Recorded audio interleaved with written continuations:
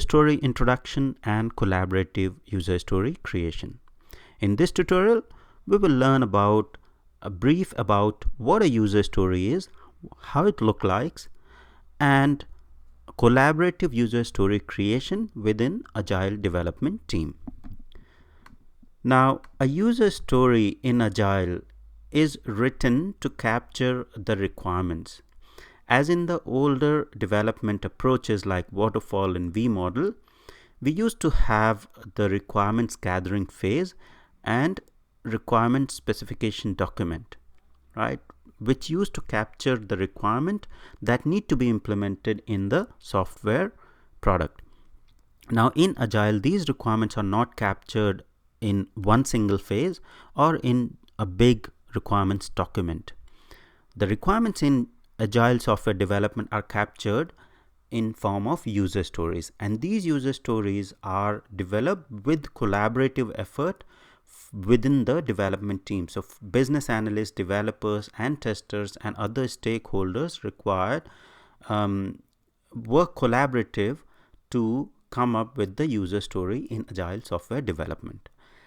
There are frequent and informal reviews done to accomplish shared vision among the team. So the reviews and close communication collaboration is there within the team in Agile to come up to bring everyone on the common page or same page what the story is about and what is the main goal or what is the aim of having that particular requirement in the whole Agile development or for the whole product development.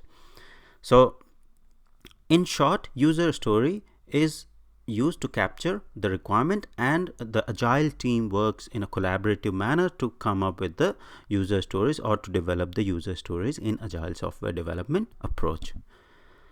Now this is the sample user story. So how the user story looks like, it's written in a plain English language, and it's easy to understand for everyone. So even if a person is from business or non-technical background or technical background, it doesn't matter who is reading this particular story or the requirement, everyone will be able to understand this particular user story in very simple way.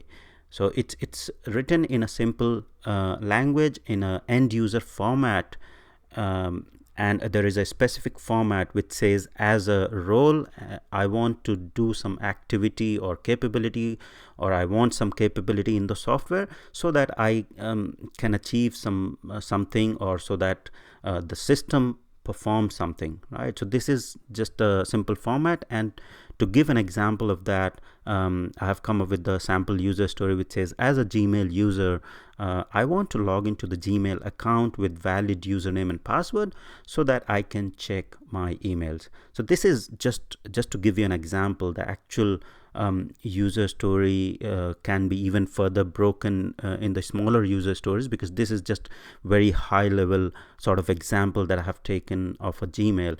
But in turn, if you actually work or start implementing the user stories or write the user stories or refine the user stories, the format will remain same, but there'll be a lot more stories in a granular format that will be making, or that will be captured as the requirement of the whole project. So this is sort of the format of the user story and an example of a user story. Now, why in Agile software approach you have this simple format of the user stories?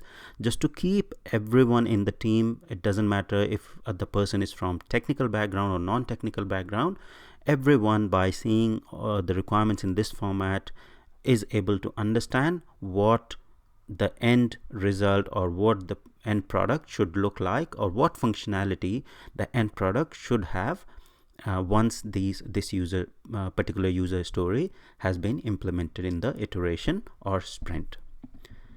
Now moving forward, there is a 3C concept defined by Ron Jefferies, and the 3 elements of the user story that are defined by Ron Jefferies are card, conversation, and confirmation. So these are the three elements of the user story, and let's see what these elements talk about further.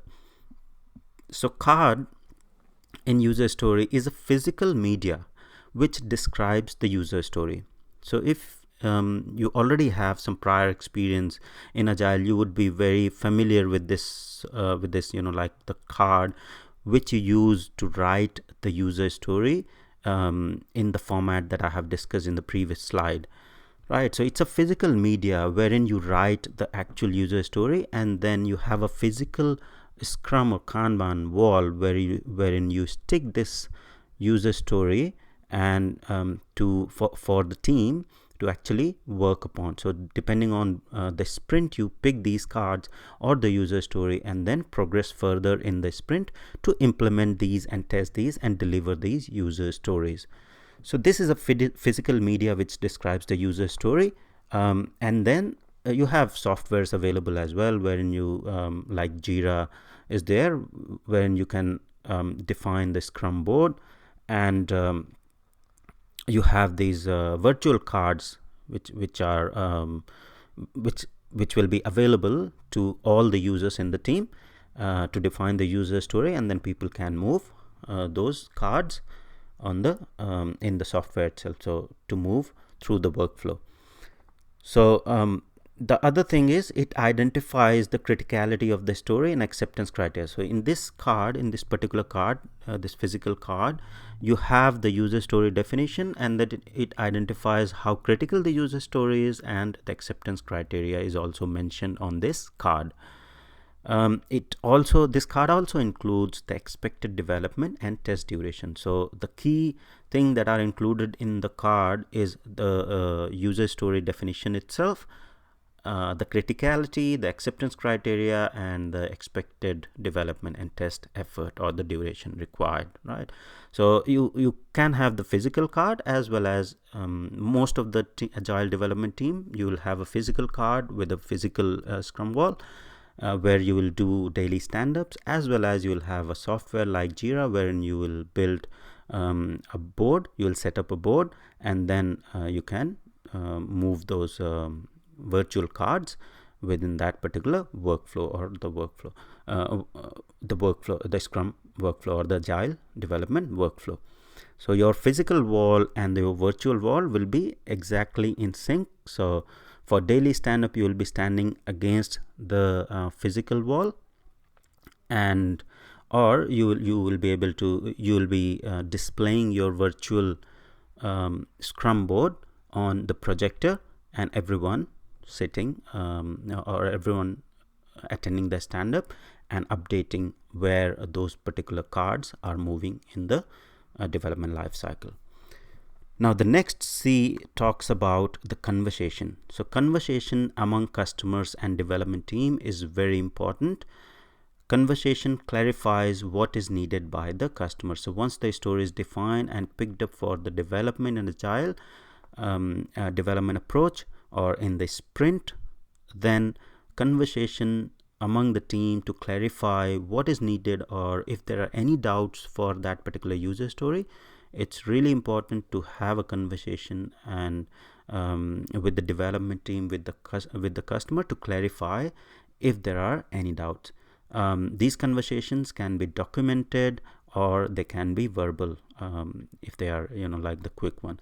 Communication clarifies doubts and reduces ambiguity. So instead of just assuming something in the Agile software development and going further and developing something which is actually not what the customer is looking for, it's better to have a conversation, clarification with the customer development team, and build the end functionality as per the requirement of the customer. So conversation is very important in Agile software development. The next thing is the confirmation in the 3C concept. So card defines the user story, conversation clarifies the user story if there are any ambiguities and doubts, and confirmation is to confirm that the acceptance criteria that has been mentioned on the user story has been met. So every user story, when defined in agile software development, has an acceptance criteria, and the acceptance criteria is nothing but an exit criteria, which says that particular user story has met or fulfills the end needs of the customer or end users. And once those acceptance criteria or defined acceptance criteria for the user stories have been met, then the confirmation is then it's a confirmation and the story can be moved to done. You have to make sure that you do a lot of positive and negative tests to ensure that the confirmation or the acceptance criteria is met, along with functional, non-functional testing, security testing, and all sort of testing needs to be done to ensure the confirmation, the story is confirmed to be closed or done. Now, in the user story creation, you need to use the invest technique when you are doing the user story creation. Now, what is the invest technique? Let's see it in detail. So invest comes from the couple of like word: independent, negotiable, valuable, estimable, small, and testable. Okay, so the first point here is independent. So story should not be dependent on any other story. So when you are doing a collaborative user story creation in agile software development, you have to make sure that all the user stories that you're working on or your team is working on needs to fulfill this invest technique or the criteria defined in this invest technique to get the proper user stories or good user stories for the agile software development. Now, story should be independent. There are some instances wherein you cannot completely make 100% independent stories, but the team should try to make as independent the story as it could be. So break it in such a smaller chunks that there is no dependency within the stories, or one story should not be dependent on the other. The reason for that is if you start developing one user story and it's dependent on other, then that's a big blocker for moving further the stories that are dependent on the other stories. Now, this is the main reason the story should be independent, so that you can pick a user story and finish that user story within that sprint without having dependency on any other stories or tasks. The other thing is negotiable. A story is an invitation to a conversation and can change. So it should be negotiable and it's an invitation to a conversation. So stories should be negotiated with within the team, with the customer, and any doubts should be clarified and changed in the user story. The next point is that the story should bring value to the customer or to the business. So there shouldn't be any story just for the sake of it. The story should bring in value to the customer or the end user. The story should be estimatable, or you should be able to estimate. Okay, so estimable, you should be able to estimate an story, or you should, as a team, you should be able to identify how much effort is required to bring to build that particular user story. The story should be small enough so that it can be completed in the sprint. So it should not be a large story that moves from one sprint to another. And the last thing in invest technique is the story should be testable. It should clearly define the acceptance criteria, and that acceptance criteria should be testable, and the person or the development team member should be able to test that particular story and meet the acceptance criteria. So these are some of the key points in the invest technique, and when you are doing a collaborative user story creation, these points should be always kept in mind when in the user story creation. Now the next thing is the tester's role in user story creation. So this the tester's role is very important in user story creation because testers ask a lot of questions to figure out any missing detail. Tester's perspective in any project is testers see the project as an overall and what value that particular project is going to bring to an organization or to the end user. And that's where testers' feedback is really important in the user story creation, because the perspective that testers bring in the project is cannot be brought in by any other member of the team, because developers and other members, they do not see or have the limited set of scope in terms of looking at the whole picture. But because testers do the end-to-end testing and see the whole picture and are basically interacting with the other teams and systems, so they know the whole picture or the whole value that particular story is going to bring. And because of that, they ask questions to figure out any missing details, and that's where testers bring a lot of value in user story creation. Testers identify any missing functional and non-functional requirements in the stories. So because you are going to test it, if there is any functional requirement or non-functional requirement that's missing, testers can easily identify and ask the questions to include those requirements. Testers should use brainstorming and mind mapping techniques for user story creation. So testers should also use brainstorming and mind mapping techniques for user story creation. And testers also confirm the acceptance criteria. So whatever acceptance criteria is mentioned in the user story, testers confirm that particular acceptance criteria is complete, and if there is anything missing, they will be able to talk and clarify that particular acceptance criteria. And testers also propose the ways that they'll be using to test and automate that particular story, and these ways and approaches in turn also identify some of the gaps, if there are, in the particular user story.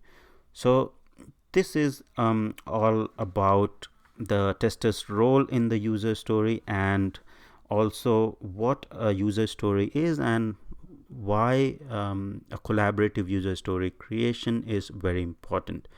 So all the concepts discussed in this particular tutorial are very important for ISTQB Agile Tester Certification. So make sure you understand all these concepts thoroughly in order to pass your certification successfully.